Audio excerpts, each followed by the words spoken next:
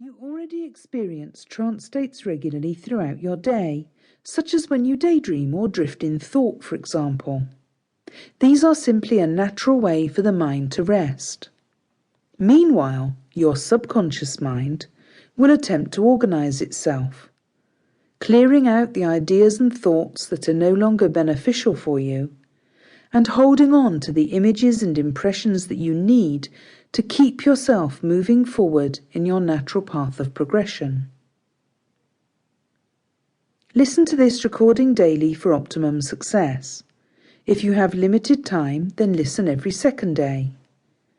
Doing this for 21 days in a row will help to bring you profound results and will probably change your life forever.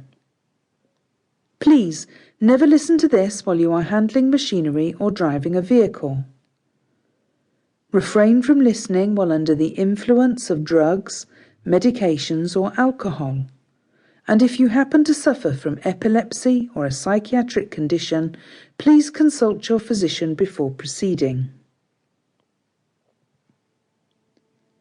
Now just imagine how your life would be different if you were more centered. You would be proud to be you no matter what the situation. You would have confidence in your decisions, take more risks, and perhaps have more adventures. On the other hand, you might live more quietly than you do now. What it would mean when you boil it all down is that you would live and be true to yourself. Everyone is unique, and each of us has some differences from every other person who has ever lived or is living or ever will live. Not only are there physical variations, and by the way, even identical twins have slight differences in their appearance, but there are also differences in character, beliefs, values, habits, and so on. The world would be a very dull place indeed if everyone was the same. Imagine how boring life would be if there was only one man and one woman and everybody was nothing more than a clone of one or the other.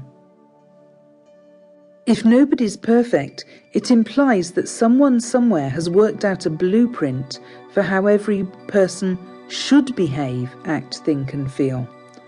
There are many arguments about this, too complicated for our discussion here, but isn't it better to start from the idea and the point of view that everybody is perfectly unique?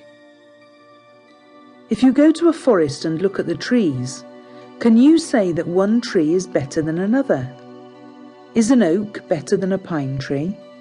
That question doesn't make sense, does it? Both are just what they are. They grow, look, and feel completely differently from one another. Both add to the beauty and variety of the kinds of trees in the world. And both have their different contributions to make in terms of the timber and other products they can produce. You might even wonder if it makes sense to ask if one oak tree is better than another oak tree. They may be differently shaped, one might be taller than the other and so on, but they're just what they are.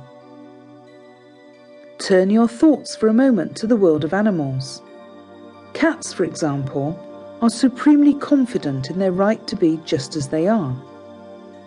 You never hear of a cat who has any concerns about whether it's okay to sleep just anywhere it wants to. It simply heads straight for the warm spot without any self-doubt whatsoever. Now, cats don't seem to have quite the sense of community awareness as us, and we as people have to consider others before sleeping on their warm beds or stealing their cheese. And this is the point at which many people become confused about how to be centered. They think they have to put everyone else first and themselves last, or even not on the list at all. The result of that, however, is exhausted and often resentful people who feel empty and even worthless inside. Hardly a recipe for happiness. An easy way to see this point is to imagine that your sense of self-centeredness, which is really another way of saying that you love yourself, is something tangible like money. Imagine that you had all the money